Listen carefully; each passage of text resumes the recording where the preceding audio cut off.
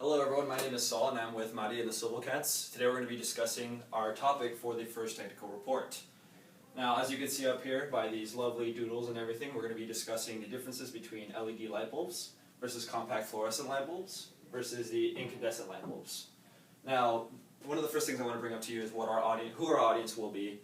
And as you can see again up there, we're going to be going and pretending like we're going to tailor these to middle class families. Meaning, they're the people we're really interested in, they're the people we're going to be thinking about and really tailoring our whole discussion to. Essentially, what we want to do is make sure that they find a very cost-effective product, that they're saving money in terms of energy and in terms of just upfront costs and over the years. So we'll be discussing a lot of the other things that we'll see up here. My name is Caesar. I'll be discussing the key findings of the light bulbs. The LED is the cheapest in the long run, but it has a higher upfront cost. We designed two cash flow diagrams, one being a year, another one being 30 years. The reason being we chose for 30 years is, first, a family usually gets a mortgage for 30 years, and we also want to see how much electricity cost comes from the light bulbs. This is a yearly cash flow diagram. As you can see, the LED bulb in the blue has a higher upfront cost of $8.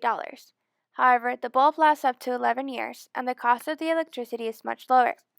The incandescent bulb in the red has the lowest upfront cost of only $1, but the electricity is much higher. Finally, the compact fluorescent light has a low upfront cost of $2 and also low electricity cost. This shows that only in a year, the most efficient light bulb is the CFL. As compared to the yearly cash flow, in the 30-year cash flow, we can see that the LED is much more efficient than the other two options. This is because the bulb only has to be replaced 3 times in 30 years, while the CFL has to be replaced 10 times and the incandescent has to be replaced 60 times.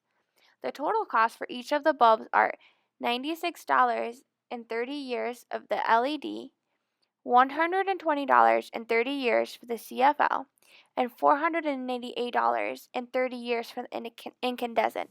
Hello, my name is Marisol, and so I'll be explaining the different parameters that we use for the cost analysis, at least the initial one. So we have different wattage for each one of the different bulbs. So the LED will have a 60 watt wattage, CFL will have 14 watts, and the incandescent will have 10 watts. And then that's what we used in order to find the total cost, and that's how we did our calculations for kilowatt hour. And then including that, we said that the bulbs would be used for 6 hours a day, meaning like at night and very early in the morning.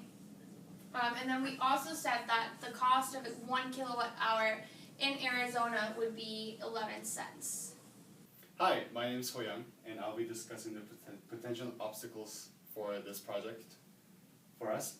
One of the obstacles that we'll be facing is the change in electricity and light bulb costs. Since we're doing the cost analysis for 1 year and 30 years, it'll be pretty accurate for the 1 year mark.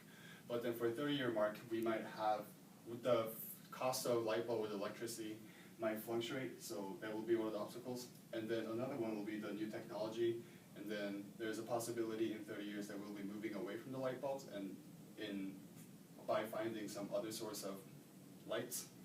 And then specific to us group, the Mary and the Civil Cats, we have a lot of fact finders according to the COBE-A index, so that causes some problems, like we will be stuck in just finding facts and doing research instead of moving on and finishing the project. Hi, my name's Adam. And I'm Nate. And today we're going to be discussing the Colby-A scores and what role that led us to be in our team. So Caesar had a Colby-A score of 7,543. As a strategizer, Caesar wanted to be in charge of the example equations. Saul had a Colby-A score of 6*35. In transition, Saul thought he would be good at testing. Nate had a Colby-A score of 7,923. Since I'm a system analyst, I wanted to do the outline. I had a Colby-A score of 8,723. As a strategic planner, Adam wanted to do the research. Marisol had a Colby-A score of 4,384. As an innovator, Marisol thought she would be good at the ideas. And Hoyoung had a Colby-A score of 6*35. Since Hoyoung is also in transition, he decided that graphs would be a good section for him.